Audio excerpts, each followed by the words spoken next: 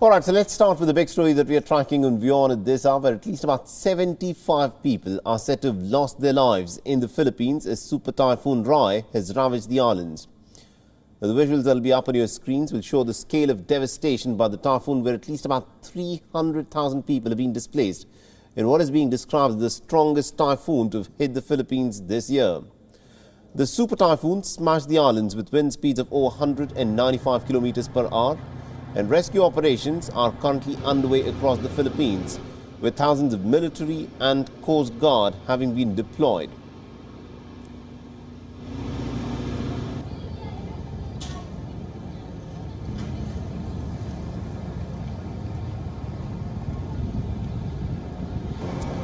Meanwhile, heavy machinery has been sent to help clear roads blocked by fallen poles and trees. Charities and emergency services have appealed for donations.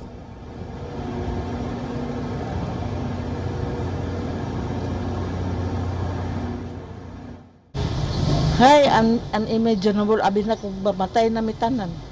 Tuklap naman among balay. As in, guba dyan.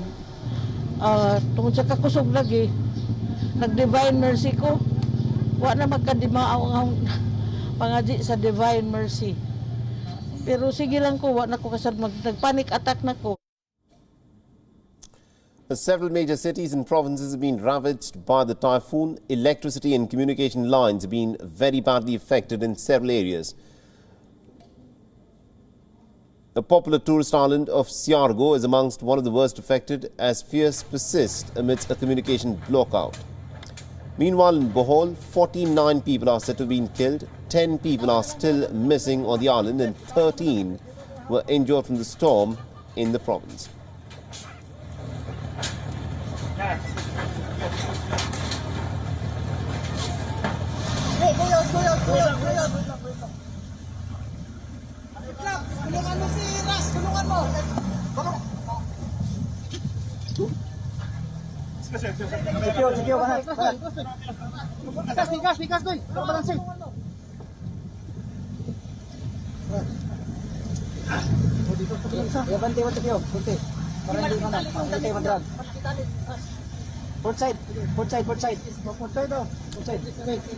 So this is what is presently unfolding in the Philippines, where, remember, Philippines is in fact very prone to natural disasters, especially typhoons of this nature. On an average, it is hit by about 20 storms and typhoons every single year. In 2013, a similar but a stronger super typhoon Haiyan had resulted in about 6,000 people losing their lives in what has been the country's worst typhoon. Now, a super typhoon is equivalent to a Category 5 storm in the United States.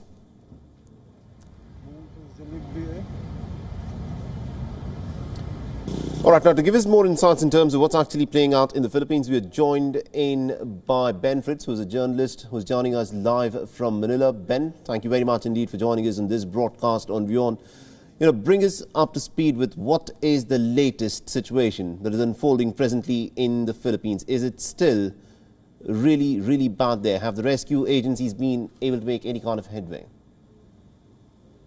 Very slowly, Mohammed. It's a very grim situation. At the moment, the last numbers that we're hearing are about 90 people dead. And I would expect that to go up into the hundreds, if not more. The problem is that it was straight across the central part of the country, and in some of the heavily populated areas as well. And part of the problem is the storm was so strong that everything is cut off. There is no communication, of course, no electricity or water. And no overland access. The response, as far as people donating and offering their assistance, has been very quick, but it's very difficult to access most of these areas. Even some of the more popular areas like Siargao Island, which you mentioned, which was where the storm first arrived in the Philippines, the governor there described it as completely devastated.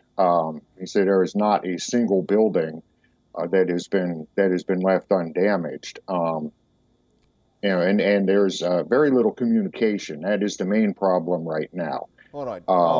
Now, the other big question is how many people have been affected because of this? Because of the reports that are coming in, it is being said that nearly about 300,000 people have been displaced in the storm. Has the government at all been able to reach out to them and provide them with some relief? Not as yet. As I said, the recovery and rescue efforts are only now just beginning, a couple of days on from the storm. The 300,000, that I believe was the number of people that had been evacuated, either just ahead of the storm or as it was occurring. And there are, I would say, probably 10 times that number affected, because it did affect a couple of the bigger cities, Cebu City and Iloilo City, plus some of the popular tourist areas. But yeah, there are several 100,000 people who have been put out of their homes, and they are only now starting to get into some of the areas to bring some assistance to people, food, water, fuel, some kind of means to communicate with the outside world. Everything is lost. Now, on an average, we're given to understand that Philippines is struck by nearly about 20 of these super typhoons pretty much on a yearly basis. Just try and help us understand, how do the people in the Philippines brace for a situation like this, which some would say is actually something which visits them very frequently. This is the strongest typhoon to have hit the Philippines, but 20 typhoons on an average every year. That's a pretty difficult thing to in fact live through. Yes, it is. It's surprisingly, in the past several years, particularly since Typhoon Haiyan, which you mentioned, which was the strongest one, which is called Yolanda here. They give different names to the storms here in the Philippines. The preparedness of people and local government units is much better than it used to be. However, the part of the country that this storm hit is part of the country that's not frequently hit by these storms, and especially not these are very strong. I'm here on Luzon, where I am here in Manila. We are actually fairly used to it, because we will have either a direct hit or a very close call with at least 3 or 4 storms every year. So the people know how to prepare for it, and the response is fairly well organized and smooth once the storm passes. But it's much less frequent in the central and southern Philippines. And then, of course, if it's a very strong storm like this one was, it is very hard to deal with. It's not so much that the people can manage it, but the infrastructure and the planning and everything is not set up for this. Not the same as it is up here in the north, where we're a little more used to these things.